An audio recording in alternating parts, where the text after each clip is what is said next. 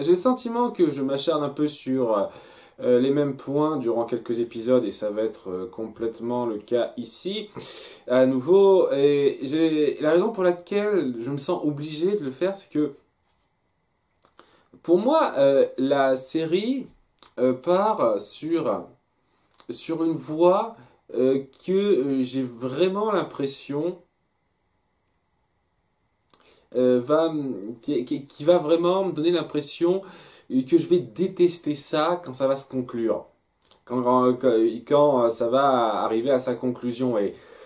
Et, ce, et ça me pose un gros problème. C'est la raison pour laquelle j'insiste là-dessus et c'est la raison pour laquelle je vais insister là-dessus aujourd'hui.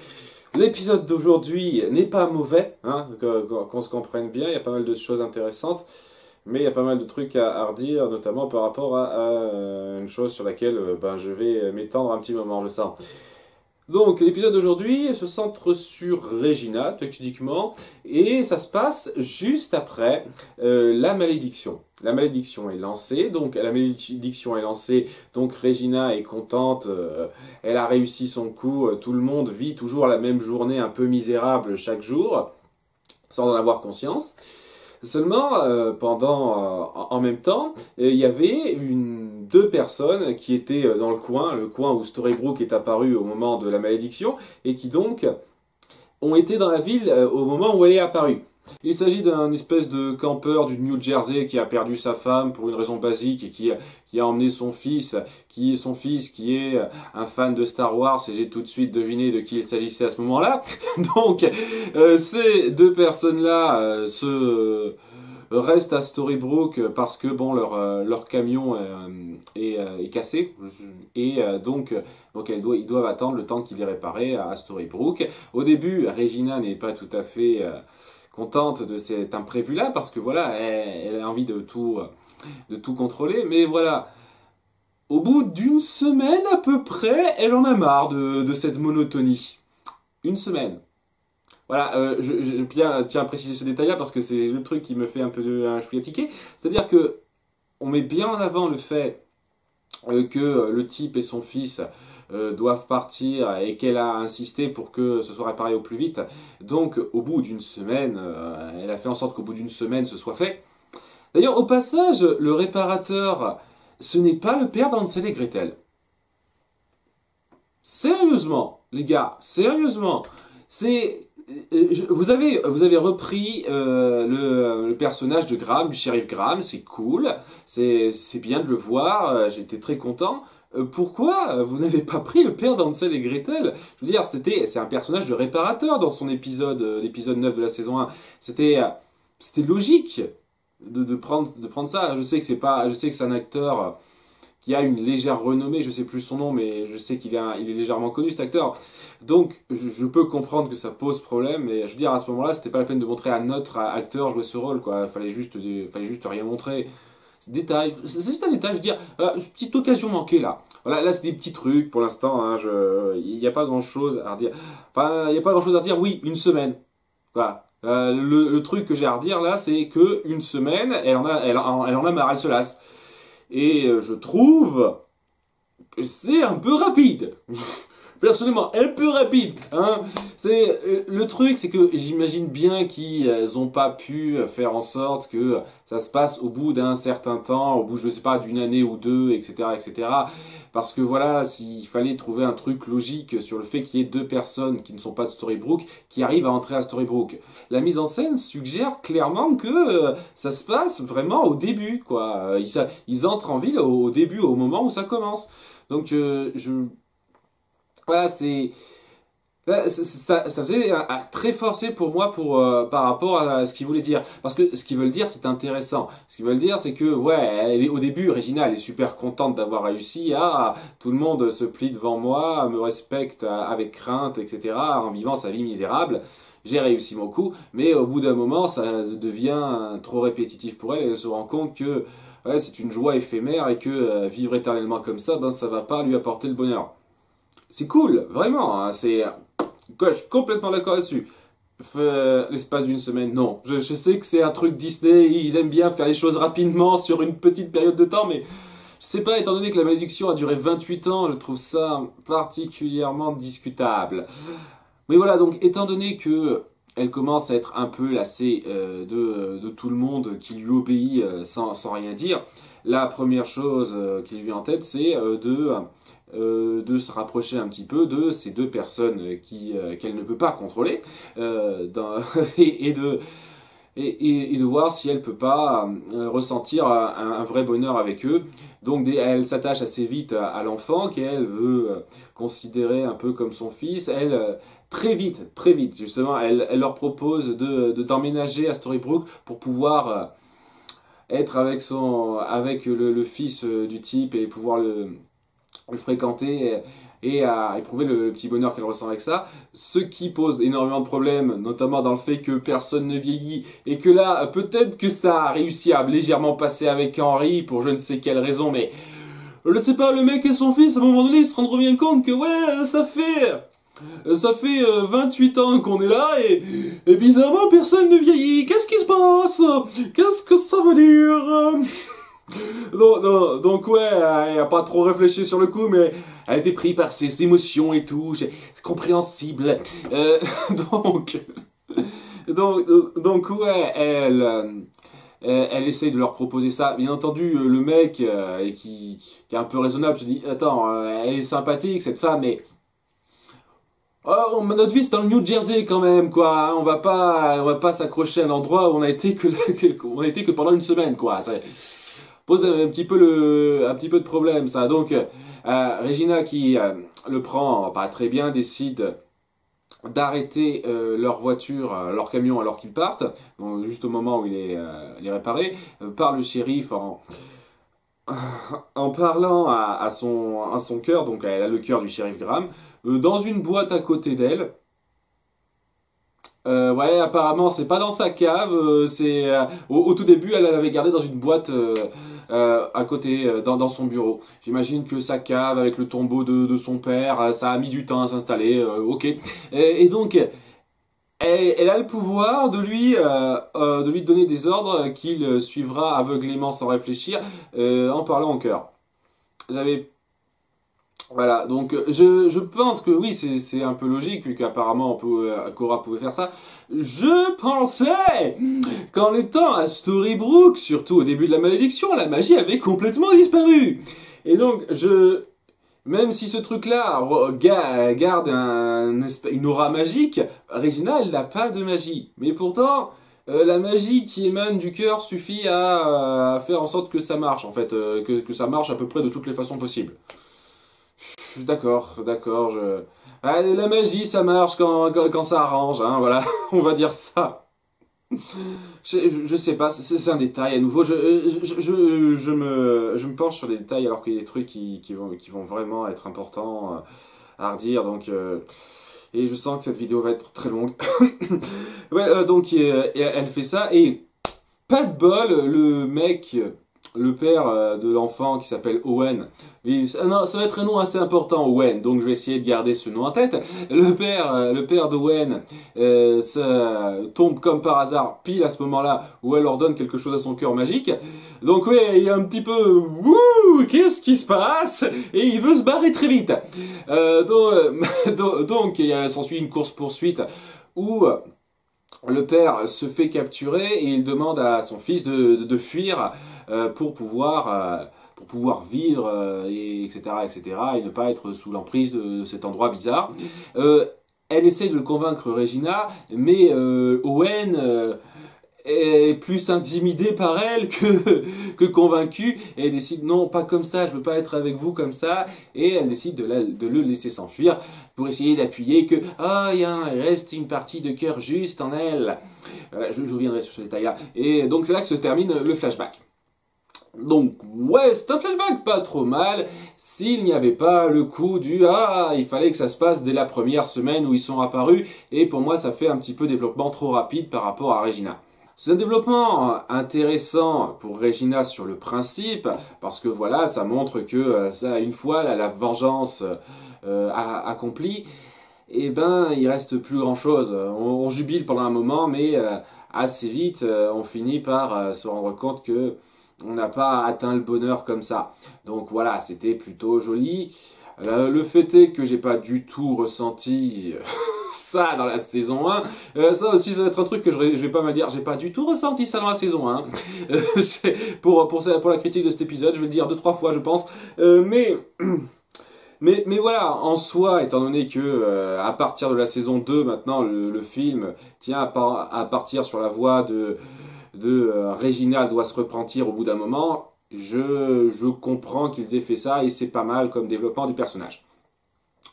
Dans notre monde, notre réalité à nous, Blanche-Neige se sent super mal d'avoir fait son cours fourbe et de ne pas avoir pu l'empêcher, sachant que si elle avait pu l'empêcher, ça aurait été complètement la merde.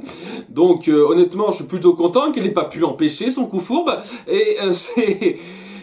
Donc elle le vit super mal. Tout le monde est là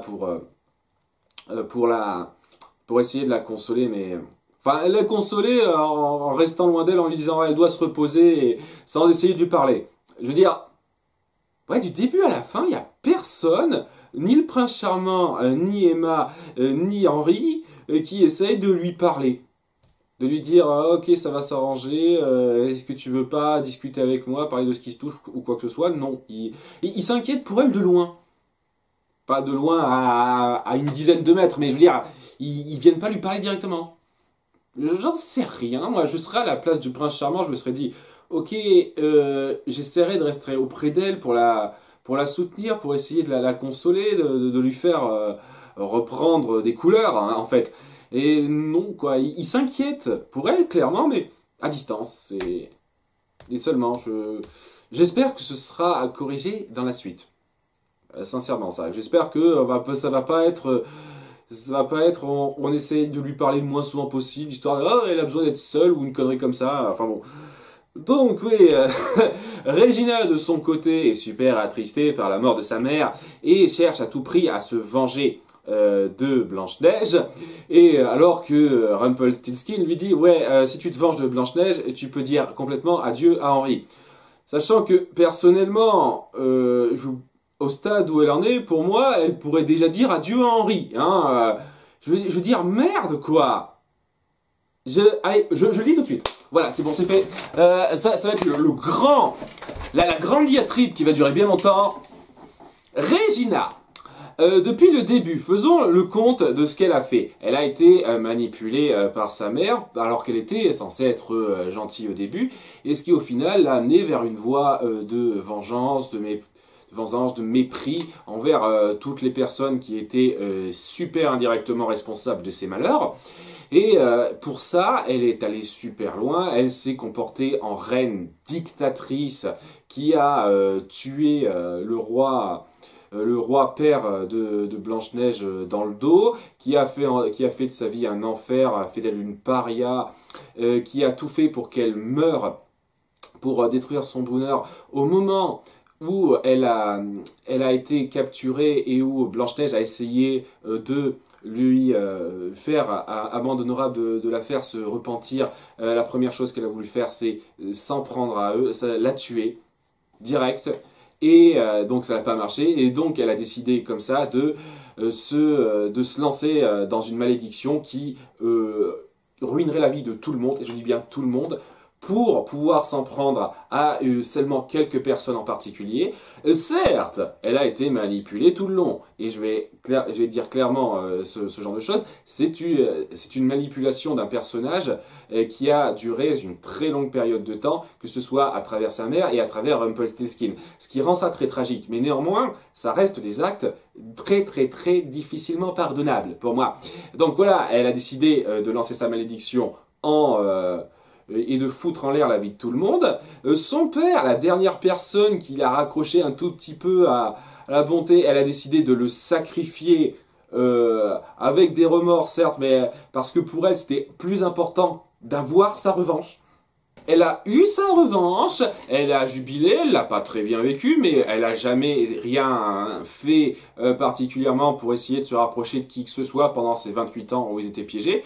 Je veux dire, sérieusement, quoi, elle a senti la monotonie du truc, mais mine de rien, elle a laissé toutes les autres personnes dans leur merde. Hein, voilà, vous avez une vie misérable de votre côté, je vais même pas essayer de socialiser, même avec des personnes quiconques, loin, qui sont complètement détachées de Blanche-Neige ou quoi que ce soit, même pas. Non, elle est restée dans son coin, telle une mère despote, sans penser une seconde à essayer de trouver quelqu'un avec qui parler, malgré le fait que, techniquement, elle pouvait très bien profiter du fait que personne, que tout le monde la respectait et qu'elle pouvait tout à fait essayer ça.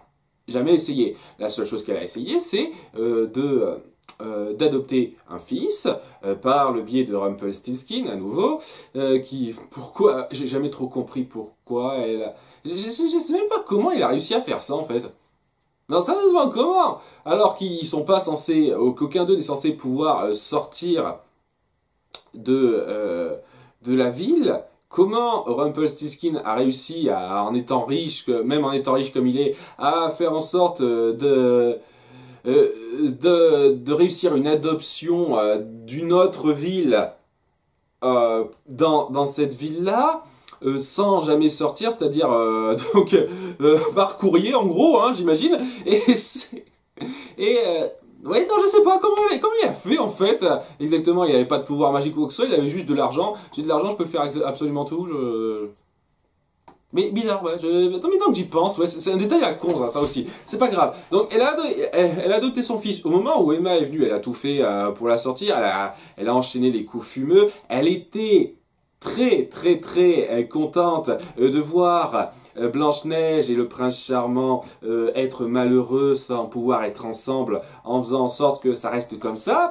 Elle était aussi très contente de voir que pas mal de personnes couraient à leur misère. Hein. Je veux dire, par exemple, elle était vachement contente de faire en sorte que Hansel et Gretel ne puissent pas être avec leur père et oublie complètement, succombe à la malédiction en quittant Storybrooke, en n'étant plus jamais ensemble. Voilà, alors que ces gamins ne lui ont rien fait. Elle a fait... Elle a fait toutes sortes de coups fumeux. Pendant ce temps-là, elle a essayé d'empoisonner, etc. Après ce coup-ci, donc, quand la malédiction a été levée dans la première saison, elle a essayé de se racheter parce que, comme de nulle part, je suis désolé, de nulle part, son fils est très attaché à elle et veut faire en sorte qu'elle soit bien traitée, qu'elle finisse par retomber du côté du bien parce qu'il est attaché à ses deux mères maintenant. Oui, je dis bien maintenant parce que dans la saison 1, il n'y a absolument aucun moment où je ressens une seule seconde qu'Henri a de l'attachement pour Regina. Je dis clairement, hein, pas une seule seconde, j'ai ce sentiment-là. Donc, pendant une fois que c'est fait ça, elle essaie, elle fait des efforts. Bon, tout le monde l'accueille pas à bras ouverts et j'ai envie de dire c'est un peu logique après tout ce qu'elle a fait. Mais bon, mine de rien, il y a quand même des gens qui font un petit peu d'efforts. Elle se fait... paf, mettre dedans par Cora qui fout en l'air ses dernières chances. Et une fois qu'elle finit par comprendre que Cora a fait ça, elle se laisse vite embobiner. Et malgré le fait que quand elle s'excuse auprès que quand elle vient voir Blanche-Neige et le prince charmant, et que ceux-ci s'excusent très sincèrement de l'avoir accusée à tort parce qu'ils ont reconnu qu'elle a été manipulée, ça ne la dérange pas du tout d'œuvrer avec Cora pour faire ses sales plans. Voilà, et même de participer à la tuerie d'une personne innocente. Johanna, j'en ai parlé, cette femme qui n'a été introduite qu'un épisode, mais qui, mine de rien, est censée représenter quelque chose d'assez important pour Blanche-Neige. Bon, vas-y, que je la tue sans problème, ça me dérange pas d'arracher son cœur et de participer à sa mort, hein, ça me fait ressentir aucun regret. Johanna au passage, ok, qui a une tombe de merde creusée à la main, alors que Cora a une tombe super chic dans un caveau, etc. Et honnêtement, donc le seul moment où on sent qu'il y a peut-être un moyen qu'elle puisse se réconcilier avec Blanche-Neige, c'est quand cette dernière la manipule parce que elle a été mise à bout Clairement, elle a été mise à bout, Blanche-Neige, et c'est tout à fait compréhensible. Et donc à ce moment-là, le peu d'estime qu'elle pouvait avoir a été complètement balayé par le fait qu'elle a été manipulée et qu'elle a dû tuer sa mère pour ça. Ce n'est pas quelqu'un de récupérable pour moi. Je le dis clairement, ce n'est pas quelqu'un de récupérable. Non, je vois absolument rien qui puisse me faire accepter ça de façon 100% satisfaisante. Absolument que dalle. Peut-être, et bien peut-être que la série arrivera à trouver un moyen extraordinaire qui me fera changer d'avis et qui me fera dire waouh, maintenant c'est amené de façon super naturelle et j'y crois complètement. Si jamais c'est le cas, chapeau bas, vous me verrez applaudir mais à tout rompre. Au moment où j'aurai cette impression-là. Et tiens, même si ça se fait, je suis même prêt à dire dans cette même vidéo, sans avoir la moindre ironie, sans dire autre chose à côté de façon claire, le plus sérieux possible, qu'Atlantide est le plus grand film Disney. Voilà, je vous parie ça, tiens. Si jamais cette série arrive à me faire naturellement croire que Regina est passée du bon côté de façon 100% satisfaisante, je suis prêt à dire qu'Atlantide est le meilleur film Disney de tous les temps, sans rien dire pour contrer ça dans cette vidéo-là ou quoi que ce soit. Je dirais ça très sérieusement. Alors je vous laisserai même, j'essaierai même de le dire le plus doucement possible, le plus sincèrement que je pourrais l'être, sachant que je ne serai pas sincère, mais j'essaierai de simuler la sincérité le plus possible pour ça. Parce que je n'y crois pas du tout. Sérieusement, à ce stade-là, je n'y crois pas, mais du tout. Bon. Donc, après cette très grosse parenthèse, revenons sur l'épisode. Donc, Regina, complètement énervée donc de la mort de sa mère Cora, décide donc de se venger de Blanche-Neige et comme par hasard, apparemment, Henri a toujours de l'espoir pour elle. Hein, une chance pour elle, parce que moi, à sa place, non. Et donc, elle essaye de trouver un moyen de faire en sorte que Henri l'aime tout en pouvant avoir sa vengeance. Donc, ok, alors ce qu'elle trouve, c'est un sort que sa mère avait laissé. Voilà, donc apparemment, Cora a laissé des tonnes d'affaires qu'elle a pu garder. Voilà, et dont un sort qui permet de donner à quelqu'un l'illusion qu'il aime une autre personne. Et pour faire ce sort, il faut prendre le cœur de la personne qu'on déteste le plus. Donc ouais, c'est censé être un sort qui fait d'une pierre deux coups, parce qu'elle prendra le cœur de Blanche-Neige en la tuant, donc, et elle pourra faire en sorte que Henri l'aime. D'accord, donc ouais, très récupérable comme personnage, donc à nouveau. Rumpelstiltskin leur fait part un petit peu des plans de Regina. Ils finissent par découvrir un peu ce qu'elle veut faire. En discutant, Rumpelstiltskin dit ouais, au stade où elle en est, il n'y a pas grand chose à faire, il n'y a pas grand chose qu'on puisse faire pour l'arrêter. Et donc, ensuite, Prince Charmant dit alors tu suggères quoi, qu'on tue Regina? Alors déjà, c'était même pas une suggestion, c'est juste dire, ouais, c'est quand même, on va pas aller jusque là, quoi. Et il y a quoi, 3-4 secondes de pause, et Henri se la joue complètement vexé, dire, quoi, mais que vous entendez parler? Vous pensez à tuer ma mère? Ouais, au passage, Henri qui joue pas extraordinairement mal, joue quand même moins bien qu'il y a quelques épisodes, je trouve. Alors c'est rien quoi, je pense que ça vient en grande partie du réalisateur. C'est quelqu'un qui peut se débrouiller pas mal si on le met bien en scène. Mais ouais, le réalisateur de cet épisode-là, je trouve qu'il l'a pas super bien mis en scène. J'ai pas fait gaffe, si ça se trouve c'était le même réalisateur que l'épisode de Manhattan. Donc ça se trouve, je vais avoir l'air d'un idiot comme ça en disant ça. Mais bref, il était assez moyen. Et donc il est pas content, Henri, et c'est ce qui se dit au bout d'un moment, malgré le fait que Bellfire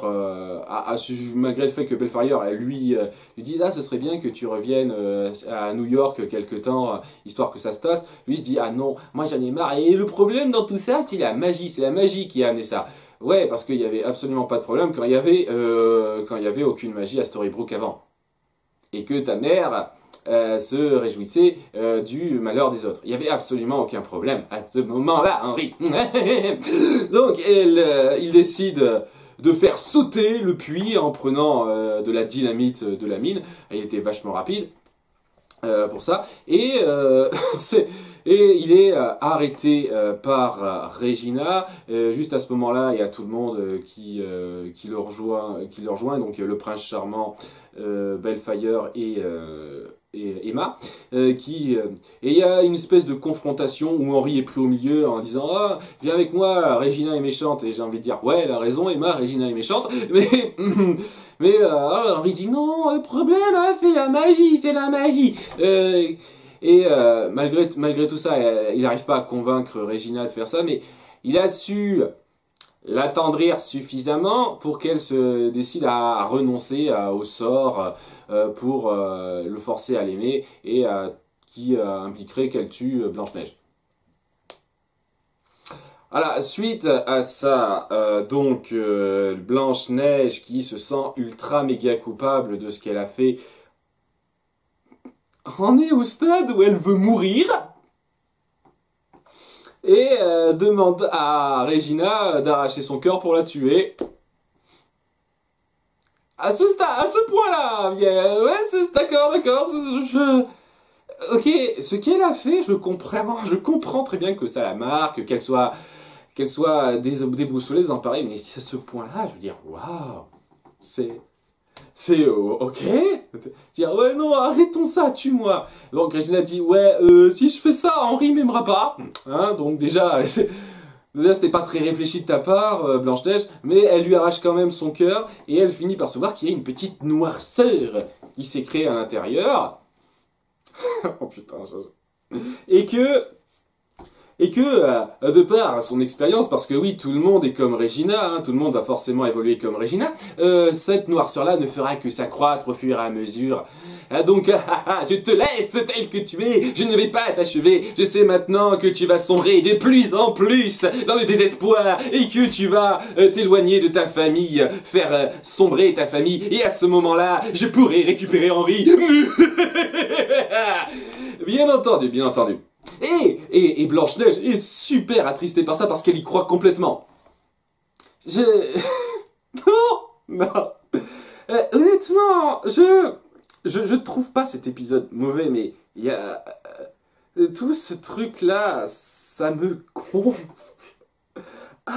Ça me gonfle. À quel point, à partir d'un truc, ils tiennent absolument à faire en sorte que Blanche-Neige sombre du côté obscur. Je veux dire, le fait qu'elle se sente super mal et mal à l'aise avec ça après ce qu'elle a fait, alors qu'on l'a mise à bout justement pour que elle fasse ce qu'elle a fait, qu'elle se dise oh mon Dieu, je n'arrive plus à vivre avec l'horreur que j'ai faite.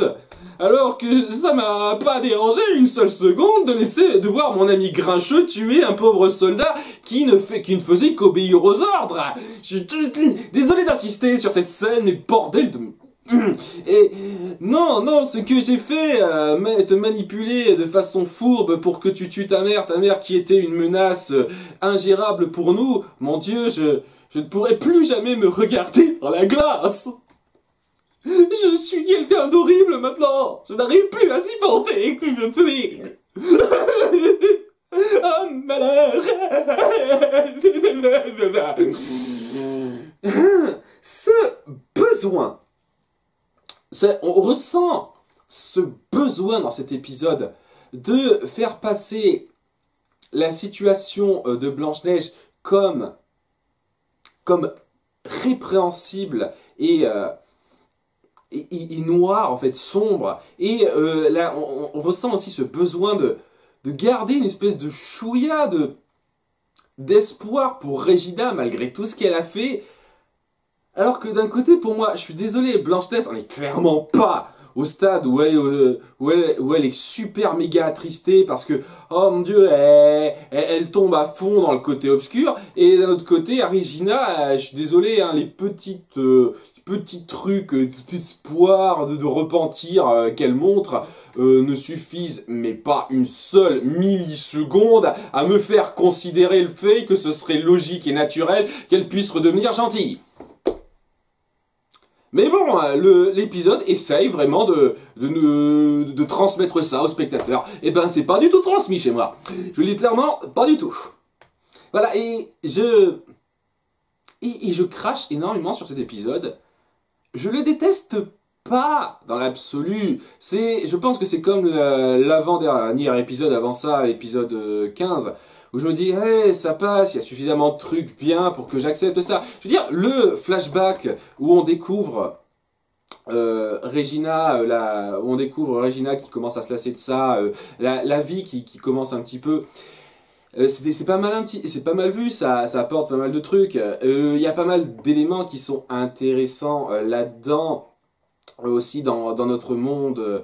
Par rapport à Bellfire, à certains personnages, le fait que Blanche-Neige ne se sente pas bien suite à ça, j'étais complètement pour. Il y a même un espèce de dialogue intéressant entre elle et Rumpelstiltskin où il dit ouais, dites-vous que vous avez fait ça pour faire ce qui est juste et au bout d'un moment vous en serez convaincu. C'est plutôt joli aussi, mais à ce stade-là, non, quoi.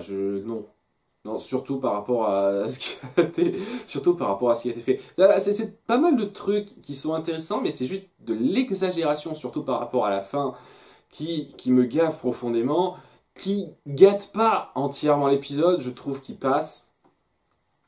Mais cela étant, j'ai pas parlé de la dernière chose à dire. C'est que pendant tout ce temps-là, l'homme à la voiture, celui qui a été donc accidenté en voyant Rumpelstiltskin cracher du feu avec ses mains, est en fait, grande surprise, Owen, le petit garçon qu'on avait vu dans le flashback. Voilà. Ce qui me donne l'impression que ça n'a pas été parfaitement pensé dès le tout début. Je veux dire, sérieusement, quand je vois le tout premier épisode où on s'intéresse à lui, ça donne vraiment l'impression que c'était juste un type qui passait par là et qui a juste qui a juste assisté à ce qu'il ne devait pas assister. Et ouais, je sais pas, c'est surtout par rapport au téléphone avec sa femme à la fin de l'épisode en question où il dit ah tu devineras jamais ce que j'ai vu. Je me dis techniquement il est quand même censé savoir qu'il se passe des trucs super louches dans cette ville. Pourquoi il appellerait sa femme en disant ça alors que comme si ça l'avait super surpris, alors que dans l'absolu, ça coïnciderait un petit peu avec ce qu'il a vécu enfant. Et avec le fait qu'il tenait absolument à retrouver cette ville parce que son père y a été enfermé. Voilà, cela étant, malgré ce petit truc, qui est pas grave, là aussi, honnêtement, il y a des trucs qui me plaisent vraiment fortement là-dedans, et donc je vais quand même préciser quand il s'agit de petits chipotages. Honnêtement, je trouve que c'est un développement très intéressant. Voilà, Owen finit par devenir intéressant. Donc ouais, ce nouveau type en ville a une dent contre Regina. Voilà, parce que c'est Regina qui l'a un peu séparé de son père. Donc, c'est pas impossible qu'il soit utilisé comme une espèce de tremplin au bout d'un moment par rapport au fait que la série veuille à tout prix que Regina revienne du côté du bien. Donc, c'est pas impossible, je sens qu'il risque d'être utilisé comme excuse. Voilà, d'une façon ou d'une autre, dans sa recherche de son père. Et j'imagine qu'il va chercher aussi à se venger de Regina avec ça. Mais honnêtement, le personnage de Wayne en soi, avec cette backstory-là, je trouve vachement intéressant. Et je trouve qu'il pourrait apporter pas mal de bons trucs. Et ça aussi, c'est un truc que j'ai bien aimé dans cet épisode et qui m'empêche de le détester malgré le fait qu'il y a des trucs qui me... Voilà, donc voilà, autant pour Regina, je le redis une dernière fois, si je savais pas, si j'avais pas lu dans les commentaires bêtement que elle finirait par redevenir gentille, j'aurais pas un tel ressentiment envers son développement parce que je trouve qu'elle a un développement très intéressant de méchante tragique qui ne pourra jamais être récupérable. Mais étant donné que la série va partir sur autre chose, ben ça a tendance à me gaver légèrement à chaque fois que je vois ça. Et je vais vraiment essayer à partir de maintenant de moins m'acharner là-dessus. Ça fait 3 ou 4 épisodes que je m'acharne sur ça. Je vais vraiment essayer de me contenir dans les prochains épisodes. Voilà, j'ai fait tout mon laïus là-dessus. Je vais pas en dire davantage. Je, je, je trouve... Je trouve qu'il y a pas mal de trucs qui sont instaurés de façon intéressante. Des trucs qui sont trop exagérés et donc ça me gave un petit peu. Mais je trouve que à nouveau, ça peut très bien, on peut très bien rebondir là-dessus. Notamment avec le personnage d'Owen qui, vraiment maintenant, me paraît très intéressant. Voilà, je vous le dis clairement, hein, avec cet épisode, il a énormément gagné en intérêt pour moi. Et j'espère qu'ils vont bien exploiter ce personnage. Voilà, parce que voilà, c'est vraiment une approche de personnage intéressante et ouais, voilà, c'est légèrement la grâce salvatrice de l'épisode, légèrement parce qu'il n'y a pas que lui quand même qui sauve ça. Mais voilà, c'est l'épisode pas trop mal, avec des très mauvais points et des très bons points pour contrebalancer ça. La suite, j'espère qu'il y aura moins de trucs qui m'énerveront. À très bientôt pour l'épisode 18. Ciao.